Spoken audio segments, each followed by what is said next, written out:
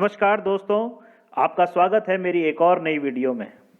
आज हम बात करने जा रहे हैं कि आखिर इंडियन स्टूडेंट मेडिकल की पढ़ाई के ऑप्शन के तौर पे इंडिया की जगह यूक्रेन को क्यों चुन रहे हैं। लेकिन उससे पहले एक बहुत ही दुखद खबर सामने आ रही है कि यूक्रेन देश के खार्किव शहर में, जहां पे एक 21 साल के भारतीय मेडिकल स्टूडेंट नवीन की रशियन शेलिंग में मौत हो गई। बताया जा रहा है कि नवीन जिस बंकर में छुपे हुए थे वहां खाने और पानी की कमी हो गई थी, जिसके लिए वे पास की दुकान पर सामान लेने गए। वहीं वो लाइन में लगे हुए थे। इसी दौरान रशियन शेलिंग हुई और उनकी मौके पर ही मौत हो गई। इसी दुखद घटना के बाद ये सवाल खड़ा हुआ है कि आखिर इतने सारे भारतीय भारत को छोड़कर यूक्रेन मेडिकल की पढ़ाई करने क्यों जाते हैं। यूक्रेनियन सरकारी रिकॉर्ड्स के हिसाब से यूक्रेन में 20,000 स्टूडेंट्स इंडियन ओरिजिन के हैं, जिसमें से 6,000 वापस भारत आ चुके हैं और बाकी 14,000 अभी भी यूक्रेन में फंसे हैं। इनमें से कई छात्र ऐसे हैं जो ईस्टर्न यूक्रेन से वेस्टर्न यूक्रेन नहीं पहुंच पा रहे हैं, क्योंकि वहां पे बहुत ही भीषण युद्ध चल रहा है। और जो वेस्टर्न यूक्रेन में बॉर्डर तक पहुंच गए हैं, उन्हें बॉर्डर क्रॉस करने की इजाज़त नहीं मिल पा रही है, या फिर बहुत कम लोग बॉर्डर क्रॉस कर पा रहे हैं। इस बीच हमें ये नहीं भूलना चाहिए कि बॉर्डर्स पे इस समय भारत के साथ साथ यूक्रेनियन और कई अन्य देशों के लोग बॉर्डर क्रॉस करना चाहते हैं। दोस्तों, लेकिन असली सवाल यह है कि इतने सारे छात्र देश छोड़ के यूक्रेन या अन्य देशों में मेडिकल की पढ़ाई के लिए क्यों जाते हैं। दोस्तों, पहला पॉइंट है क्वालिटी एजुकेशन। यूक्रेन जाना जाता है हाई क्वालिटी एजुकेशन के लिए। यूक्रेन यूरोप में चौथा सबसे बड़ा देश है, जिसमें सबसे ज़्यादा ग्रेजुएट और पोस्ट ग्रेजुएट लोग हैं जिनकी मेडिकल फील्ड में स्पेशलाइजेशन है। साथ ही साथ यहाँ पे पढ़ाई का मीडियम इंग्लिश है, इसीलिए यहाँ भारतीय छात्रों को लैंग्वेज बैरियर का सामना नहीं करना पड़ता। दूसरा, यूक्रेन के कॉलेजेस में ट्यूशन जैसी फैसिलिटी की फीस कम है as compare to Indian private colleges.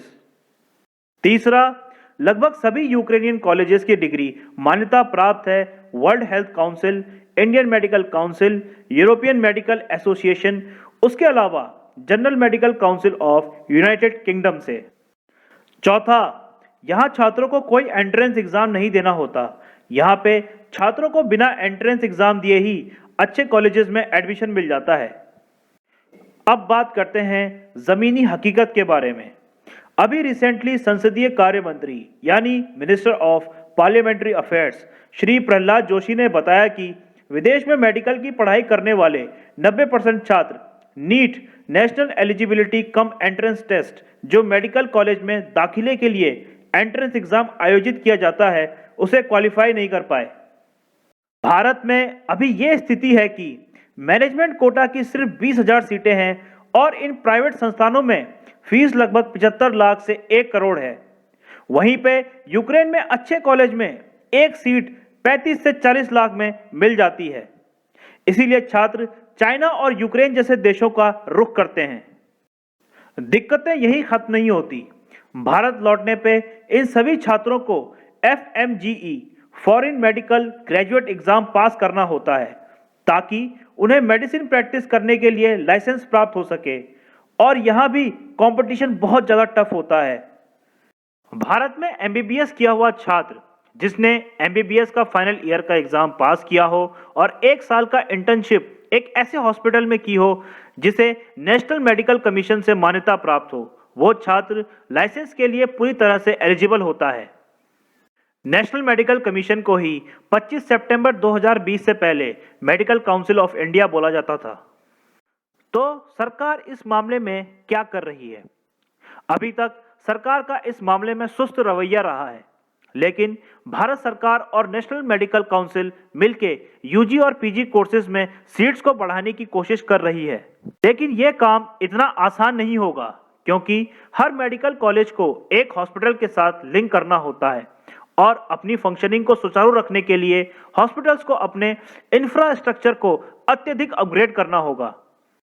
जब तक सरकार द्वारा हम मेडिकल कॉलेजेस के मामले में आत्मनिर्भर नहीं होते, तब तक हमारे देश के छात्र यूं ही देश छोड़कर बाहर जाते रहेंगे। अगर आपको ये वीडियो अच्छा लगा हो तो कमेंट कर दें, लाइक कर दें, शेयर कर दें और सब्सक्राइब ज़रूर करें। Thank you for watching.